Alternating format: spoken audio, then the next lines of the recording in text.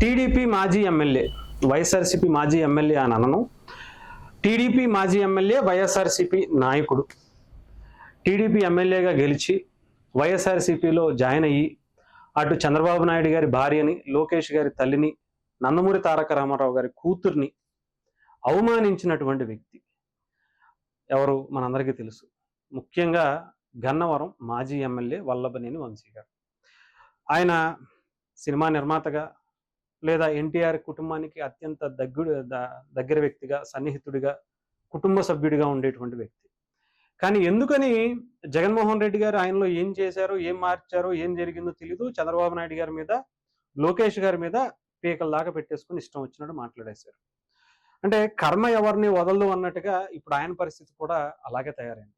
అంటే వంశీ గారి వ్యక్తిత్వం గురించి నేనైతే మాట్లాడిన కానీ ముఖ్యంగా ఆయన చేసేటువంటి మాటలు, ఆయన ప్రవర్తించేటువంటి తీరు ఇవన్నీ కూడా కొంత వివాదాస్పదంగానే మారాయి.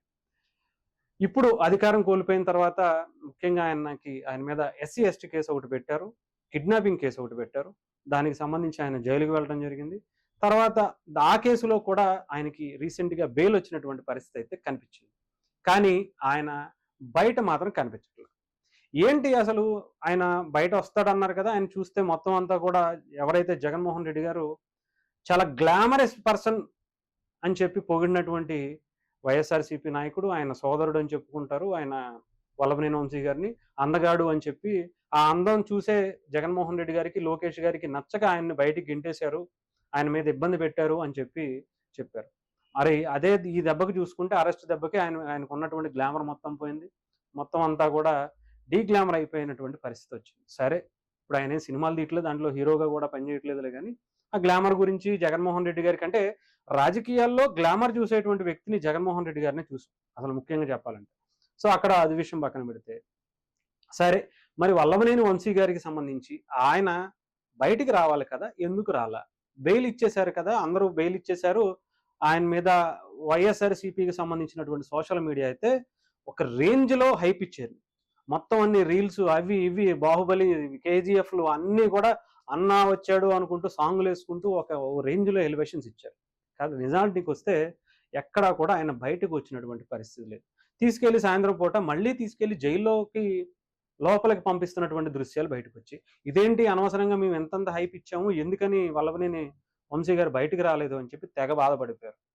తీరా చూస్తే ఆయన మీద తెలుసుగా, జగన్మోహన్ రెడ్డి గారు కావచ్చు, లేదంటే వైఎస్ఆర్సీపీకి సంబంధించినటువంటి నాయకులు అందరూ కూడా ఎదుర్కొంటుంది. ఎందుకంటే వాళ్ళ నోటి దోల, లేదంటే చేసినటువంటి అవినీతి అక్రమాల తాలూకా లిస్ట్ ఒకటి పోతే ఇంకొకటి. జగన్మోహన్ రెడ్డి గారి మీద మనందరికీ తెలుసు, ఆయన గురించి మనం ప్రత్యేకంగా చెప్పాల్సిన అవసరం లేదు. గూగుల్లో సెర్చ్ చేస్తేనే ఇండియాస్ రిచెస్ట్ అక్రమ ఆస్తుల సంపాదనలో మాజీ సీఎంగా ఉన్నటువంటి వ్యక్తి, ప్రతిపక్ష నాయకుడిగా ఉన్నటువంటి వ్యక్తి, ఇప్పటికీ అన్ని విధాలా కూడా ఆయనే, అన్ని కేసుల్లో కూడా. అలాంటి మరి ఆయన తాలూకా మరి మిగతా నాయకులు కూడా అదే పరిస్థితిలో ఉంటారు కాబట్టి వల్లభనేని వంశీ గారి మీద కూడా ఒక 4-5 కేసులు ఉన్నాయి. ఒకటి కిడ్నాప్ కేసు మీద ఆయన బెయిల్ వచ్చింది, ఇంకో దాని మీద మళ్ళీ తీసుకెళ్లి పీటీ వారెంట్ మీద నూజివీడికి సంబంధించినటువంటి కేసు అనుకుంటా, అది నాకు తెలిసి జగన్ అన్న ఇళ్లకి సంబంధించినటువంటి కేసులో ఆయన పీటీ వారెంట్ మీద మళ్ళీ తీసుకుని లోపలికి వెళ్ళిపోవడం జరిగింది. సరే, దాని మీద కూడా బెయిల్కి ట్రై చేస్తే ఇంకొకటి వచ్చి ఇంకొకటి తీసుకుపోతారు.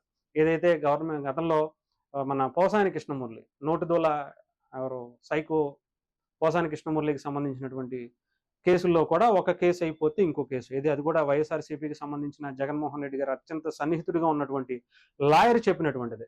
ఒక కేసు మీద కనుక మేము బెయిల్ ఇప్పిస్తే ఇంకో కేసు మీద వాళ్ళు వచ్చి తీసుకెళ్లిపోతారు. సరే, ఆ కేసు ఎక్కడ అరెస్ట్ చేశారో అక్కడికి వెళ్ళి మీరు బెయిల్కి అప్లై చేసే లోపు ఇంకొక శ్రీకాకుళం నుంచో, లేదంటే చిత్తూరు నుంచో, లేదంటే పల్నాడు నుంచో వచ్చి ఇంకో కేసు మీద తీసుకుపోతారు. ఇక మేమంటే ఒకదానికి ఇప్పించవచ్చు, ఇంకో దానికి ఇప్పించవచ్చు, అన్నిటి మీద అది ఎన్నున్నాయి ఏంటి అనేది తెలుసుకునే వరకు కష్టమే. ఇప్పుడు కూడా వల్లభనేని వంశీ గారి పరిస్థితి కూడా అయిపోయింది, ఇదే పరిస్థితి అయింది. పాపం వీళ్ళు ఎంత ఎలివేషన్స్ ఇచ్చుకున్నా అన్నీ మొత్తానికి మూసుకుని కూర్చోవలసినటువంటి పరిస్థితి. మరి వల్లభనేని వంశీ గారికి ఈ రోజు కూడా హాస్పిటల్కి తీసుకెళ్ళి ఆయనకి సంబంధించినటువంటి హెల్త్ చెకప్ అంతా కూడా చేసి మళ్ళీ తీసుకెళ్ళి మళ్ళీ జైల్లోనే పంపించారు తప్ప ఇంటికి అయితే పంపించేటువంటి పరిస్థితి అయితే కనిపించట్లేదు. మరి ఏం జరుగుతుంది ఏంటి అనేది చూడాలి. ఏదేమైనా సరే కొంత హుందాగల రాజకీయాల్ని వైఎస్ఆర్సీపీకి సంబంధించినటువంటి నాయకులుగా అటు కొడాల నాని గారు కావచ్చు కొంతమంది చేసి ఉంటే బాగుండేది. ఈ నోటికి పని చెప్పే పని ఎప్పుడైతే పెట్టుకున్నారో వాళ్ళ వ్యక్తిగత జీవితాన్ని, వాళ్ళ రాజకీయ జీవితాన్ని జగన్మోహన్ రెడ్డి గారికి మెప్పు పొందటం కోసం చేసేటువంటి కార్యక్రమాల వల్ల వీళ్ళ జీవితాలని సర్వనాశనం చేసుకున్నట్టుగా అనిపిస్తుంది.